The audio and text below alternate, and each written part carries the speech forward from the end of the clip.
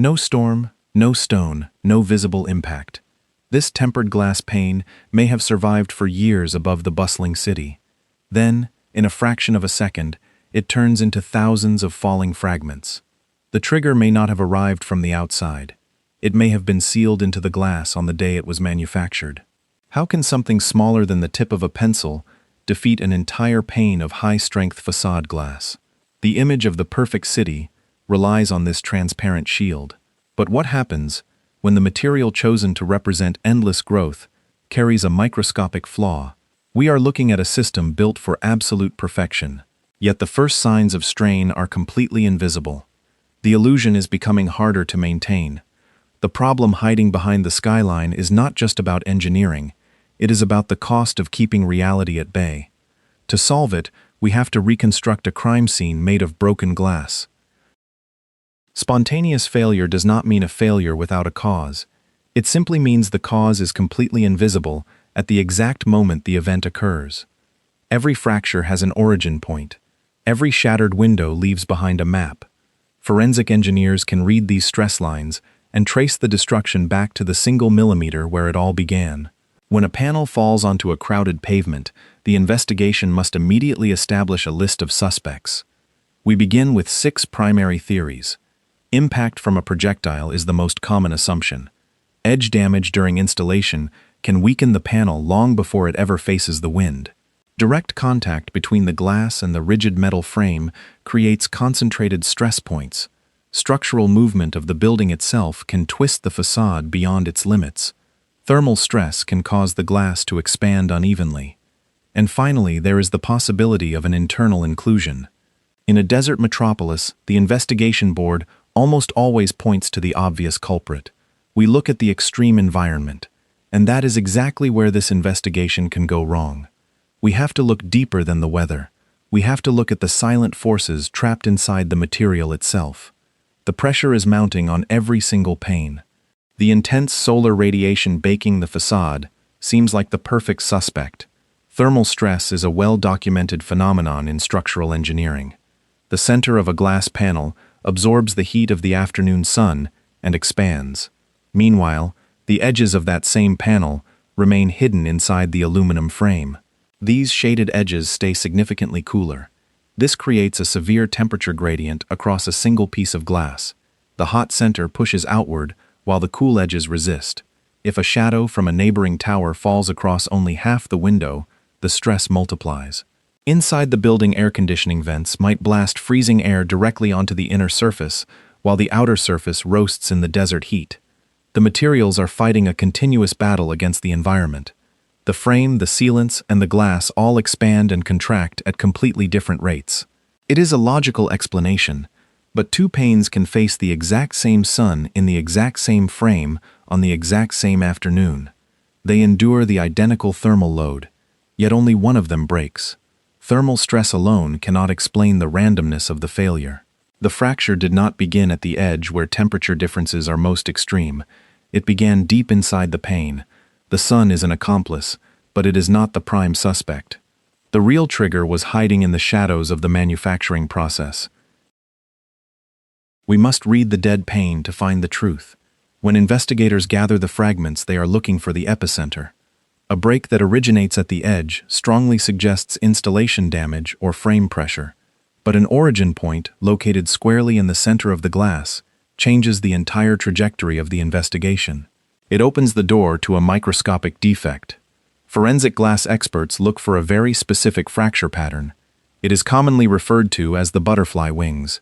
2 distinctly larger fragments remain joined at a tiny central point, surrounded by a web of shattered granules.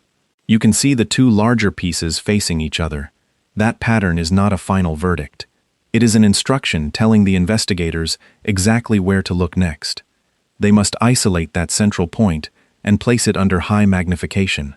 The physical evidence must be secured before it is swept away by maintenance crews. A visual pattern can only direct the search. True confirmation requires material analysis in a laboratory environment.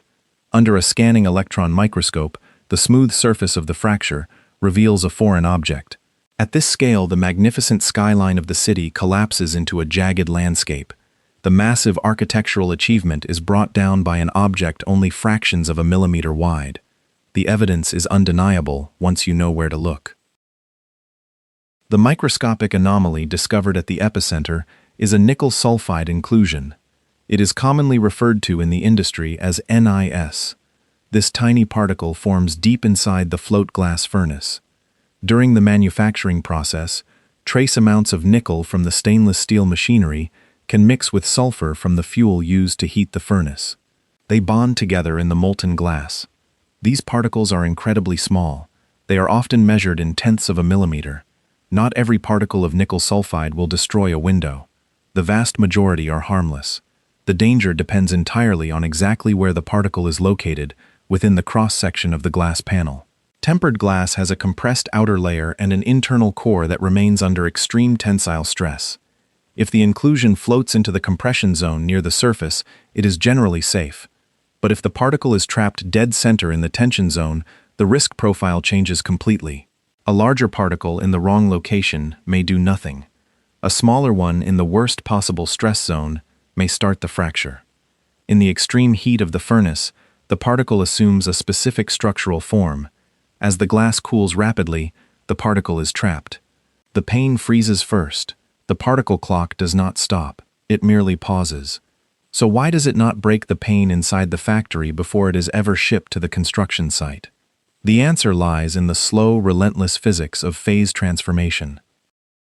The manufacturing process creates a time bomb without a predictable clock. To understand the delay, we must look at how tempered glass is made. The glass is heated to over 600 degrees Celsius and then blasted with cold air. This rapid cooling process is called quenching. The outer surfaces cool and shrink immediately, putting them into a state of deep compression. The inner core cools slower, pulling against the outer layers and creating a permanent state of tension. This locked-in energy is what gives tempered glass its incredible strength. But the nickel sulfide particle inside is caught off guard. At high temperatures, it exists in its alpha phase. When it cools naturally, it wants to transition into its beta phase. The beta phase has a slightly larger volume. Because the glass was cooled so rapidly, the particle is trapped in the alpha phase, unable to expand. It is frozen in an unstable condition. Over months or even years, the particle slowly attempts to complete its transformation. As it pushes outward into its beta phase, it increases in volume by roughly 4%. This microscopic expansion creates localized pressure. It pushes against the immense tensile stress already stored in the core of the glass. Eventually, a microscopic crack forms. When that crack reaches a critical dimension, the stored energy of the tempered glass is violently released. The entire pane shatters instantly. Year 1 shows nothing visible. Year 3 shows nothing visible. Year 6 shows nothing visible. Then, on one ordinary afternoon, the fracture occurs. The unsettling part is not that the material is weak. It is that a very strong material can store enough energy for its failure to arrive without any obvious warning. Engineers understand this mechanism perfectly well, so they built a room specifically designed to force dangerous panes to confess their flaws before they are ever installed. This is the heat soak testing chamber. It is one of the very few rooms in the world where a shattered pane of glass means the engineering process actually worked. After the glass is tempered, it is placed onto massive steel racks and rolled into a specialized thermal oven. The temperature is carefully raised to roughly 290 degrees Celsius. The glass is held at this extreme temperature for a minimum of 2 hours. The goal is to accelerate the phase transition of any nickel sulfide particles hiding inside. The heat provides the energy the particles need to expand rapidly. If a pane contains a critical inclusion located in the tension zone, it will shatter spectacularly inside the oven. It is a controlled destruction. The floor of the chamber becomes covered in broken glass. Workers simply sweep away the failures. Every pane that shatters in this room is one that cannot fail above a crowded pavement later. It is a brilliant preemptive strike against an invisible enemy. The surviving panes are then certified and shipped to the construction site. Building codes and stringent quality control protocols rely heavily on this process. It gives developers and city planners a profound sense of security. The massive architectural visions can proceed without fear. The problem seems to be entirely solved. The Skyline is safe. but the chamber does not see every particle. The solution exists, but it is not a guarantee. Heat soaking drastically reduces the risk of spontaneous failure. It does not erase the risk entirely. The process is a statistical filter, not an absolute shield. Some nickel sulfide particles are exceptionally stubborn. They may not absorb enough thermal energy during the standard holding period to trigger the phase change. Other particles might be slightly smaller or positioned just on the border of the tension zone. These rogue inclusions can survive the extreme heat of the oven, only to continue their slow expansion once installed on a building. The test does not certify that the pane contains no dangerous inclusion. It certifies only that the pane survived the test. Furthermore, glass that passes the heat-soak test is still perfectly capable of failing from other causes. It can still suffer edge damage during transportation. It can still be squeezed by a rigid frame that lacks proper clearance. It can still succumb to violent structural movement. We must bring the original suspect board back into the light. Nickel sulfide is real, but unrecorded impact thermal stress and installation errors remain equally dangerous. The forensic investigation cannot blindly blame a microscopic inclusion every time a window breaks. When a city relies on millions of glass panels, the equation changes dramatically. One broken pane is a forensic question. Thousands of panes turn it into a massive probability problem. A low probability event, multiplied by a massive scale, becomes an absolute certainty over time. You do not need a high probability to create a high maintenance problem. You only need a small probability, plenty of opportunities, and enough time. The skyline of a modern luxury city is composed of millions of individual glass units. Even if the failure rate is reduced to 1 in 10,000, the sheer volume of glass ensures that breakages will happen. A rare risk does not mean zero risk. As the buildings age, the statistical reality begins to assert itself. We are no longer looking at a single panel on a laboratory table. We are looking at a vast, interconnected system exposed to harsh environmental cycles. When a pane breaks on the 50th floor, the incident must be meticulously categorized. Is it an isolated anomaly? Is it a defect affecting an entire manufacturing batch? Is it a fundamental flaw in the facade design? Or is it a failure in operational maintenance? The risk remains hidden until the exact moment of failure. The city is forced into a reactive posture. Management teams must treat every breakage as a potential symptom of a larger systemic issue. And when the pane finally breaks, the ultimate cost is never limited to the price of the glass itself. Transparency has a brutal maintenance price. When a panel fails, the replacement process is a logistical nightmare. The new glass must perfectly match the color, the optical reflection, and the thermal coating of the surrounding panels. If the original manufacturer is no longer in business, or if the specific batch formula is lost, the new panel will stand out like a scar on the building. Accessing a broken window hundreds of meters in the air requires specialized cradles and highly trained rope access technicians. For a luxury destination, this disruption is economically painful. The tourism crisis narrative often focuses on macro indicators like regional instability or global inflation.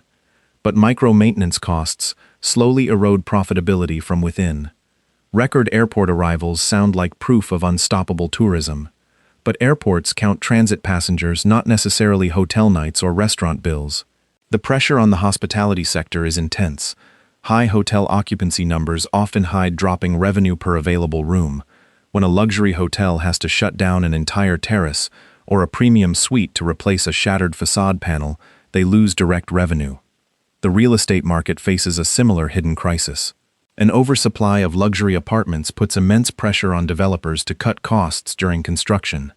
If cheaper glass bypassing the heat soak process is utilized to save money, the future maintenance burden is simply passed on to the property owners. The cost of running an air-conditioned glass tower in a desert environment is already staggering. Adding unpredictable facade replacements turns a profitable asset into a financial liability. The polished marketing image leaves something out.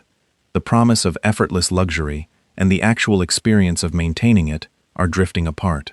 The system is built for endless growth. But endless growth cannot indefinitely cover the rising costs of physical entropy. The financial burden falls on the building owners, the insurance companies, and the facility management teams. But the most serious cost is not always found on the financial balance sheet. It may be standing on the pavement, directly beneath the tower. We must shift our perspective away from the boardroom and look down at the ground. The reality of a falling glass panel impacts the people who make the city function. It affects the maintenance worker on the scaffolding. It affects the security guard at the hotel entrance. It affects the delivery rider waiting on the curb. And it affects the tourists walking beneath the towering structures. The industry understands this human risk. This is why building codes mandate different types of safety glass, depending on the location and the potential consequence of a failure. There is a fundamental difference between preventing breakage and controlling the consequences after a breakage occurs. When single-ply tempered glass shatters, it breaks into thousands of small, relatively dull cubes. This is safer than the massive, sharp shards of traditional annealed glass. But falling cubes from 60 stories up still present a severe hazard. The engineering solution is laminated glass. Laminated glass consists of 2 or more layers of glass, bonded together with a strong polymer interlayer. If a nickel sulfide inclusion causes one of the layers to shatter, the sticky polymer holds the broken pieces securely in the frame. The window looks shattered, but it does not fall to the street. Laminated glass is heavier, more expensive, and harder to install. It is a critical layer of defense. Is a safe building one whose components never fail? Or is it one designed so that a single failure does not become an injury below? The true measure of a city is how it protects the most vulnerable people navigating its streets. A robust infrastructure absorbs the failure without passing the consequence onto the pedestrian. The verdict on the glass skyline requires absolute objectivity. Nickel sulfide is a real and verified failure mechanism. It is not the default explanation for every shattered pane. Heat may accelerate a chemical process or generate immense thermal stress. But heat alone does not prove the existence of an inclusion. A butterfly fracture pattern may direct the investigation, but it does not replace laboratory material analysis. Heat soaking significantly reduces the risk, but it does not erase the risk completely. Building codes and product certifications absolutely matter, but no quality control system on Earth can guarantee that every microscopic defect is removed from every single pane of glass. A city does not collapse because a window breaks. The structural integrity of Dubai is not in imminent danger of spontaneous fragmentation. The more difficult reality is that no complex facade can eliminate every microscopic uncertainty. The defense relies on a multi-layered system. It requires strict control of raw materials. It demands proper architectural design with adequate frame clearances. It necessitates the use of laminated glass in high-consequence areas. It requires meticulous traceability of manufacturing records. And it demands a rapid analytical response when an incident inevitably occurs. Dubai is not necessarily approaching a simultaneous glass collapse. The evidence does not prove a disaster, but it clearly reveals a vulnerability. The economic pressures of tourism, the oversupply of real estate, and the rising costs of maintenance create a very narrow margin for error. Safety is not a promise that glass will never break. It is the system built around what happens when one pane eventually does. The resilience of the destination depends on acknowledging the flaw rather than hiding behind the illusion of perfection. From the pavement, the towers appear perfectly transparent and invincible. They reflect the ambition of a destination that refuses to stop growing. But the ultimate fate of a panel may be decided by a dark speck no one can see. A defect sealed inside the material years before the glass ever reached the skyline. In a city built to look like the future, the hardest risk to control may not be the largest economic shift or the most visible environmental threat. It may be the one that is almost invisible. The pristine image is maintained at a tremendous cost. The real story is not just about a breaking window. It is about the immense continuous effort required to keep the physical reality from shattering the marketing dream. As the buildings age and the economic pressures mount, the true test of the city will be its ability to manage these microscopic uncertainties. The beauty of the facade is undeniable, but the physics of the materials will always demand their final payment. It is a slow erosion of the illusion disguised by the brilliance of the architecture. If you value documentaries that look beyond the skyline and examine the engineering realities behind the marketing, please subscribe. When a tower contains thousands of panes, where do you think the greater risk lies? Is it in the material itself, the installation process, or in how the building is managed after completion? Leave your conclusion in the comments below. This investigation examines known engineering mechanisms that can cause tempered glass to break. It does not claim that every unexplained facade failure in Dubai is caused by nickel sulfide, and any specific incident requires its own forensic analysis.